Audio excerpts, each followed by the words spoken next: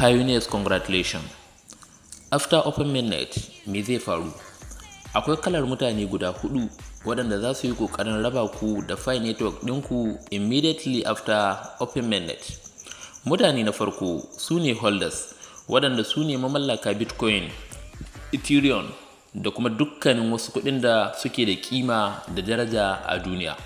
Mutane ne waɗanda sun san abin da ake cewa fundamental analysis, ma'ana suna da dogon hasashe, sannan kuma sukan iya adana koma wani irin currency ne zuwa tsawon shekara 20 ko sama da haka kafin su fara amfani da shi, saboda sun gwada sun tabbatar kuma sun yi kuɗi da shi. Mutane na biyu su ne traders, ma'ana masu saye da sayarwa a cikin kasuwar cryptocurrency, waɗanda su za su sayi ne kawai su sayar ma wasu da manufar cin riba. Lallai za su buƙaci Pi network ɗinku domin gudanar da wannan kasuwanci nasu da suka saba, bayan kuma suna da nasu aje a gefe wanda shi ma sun aje shi zuwa long time.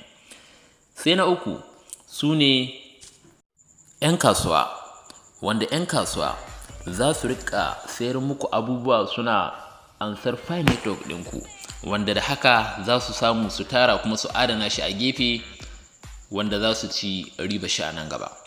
Sai na hudu su ne scammers, waɗanda suna bidar wata 'yar kafa kaɗan wadda kana making mistake za su kwashe Pi ɗin da kake tattare da shi. Musamman idan kana sauri ka sayar da Pi ɗinka, za ka iya faɗawa hannun scammers su yaudare ka. Ko da wanda ka sani wanda yake nesa da kai, zuciya za ta iya canzawa, ya kamata a kiyaye.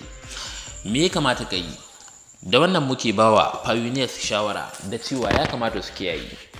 Ya kamata cewa pioneers su yi haƙuri da sayar da Pi network ɗinsu sai after 48 hours after launching da kwana 2, domin wannan zai baka dama ka yi abin cikin tsari, ka yi abin a daidai lokacin da ba wata hayaniya, ba wani cece-kuce da wasu abubuwa. Kada a rudar da kai a ce ka sayar saboda zai rage. Wannan da kuke gani sunan shi Majid, wanda babban ɗan cryptocurrency ne kuma shahararre, wanda Bybit sun ba shi kyauta ta lambar yabo iri-iri. Ya yi magana a social handle ɗin shi cewa ziyata na $15,000 wanda zai sai Pi network da su, wanda kuma zai yi amfani da kalamai don wawantar da wawaye daga cikinmu waɗanda ba su san darajar abin da ke hannunsu ba ya sai Pi network. Wannan yana muna hannunka mai sanda ne, wanda ya saba irin wannan maganar cewa idan ka zo sayar mai da Pi zai saya, amma yana baka shawara kada ka sayar ka zo kuma kana kuka da shi. Su wannan yana maka hannunka mai sanda ne, kuma ya fito falo ya nuna ma lallai abu ne mai kima, amma mafi yawancin mutanenmu har yanzu ba su gane ba.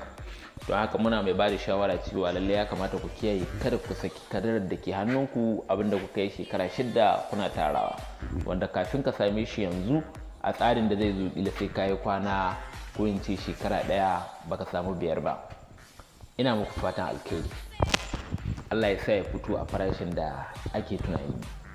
Pi network, pioneers, millionaires of tomorrow.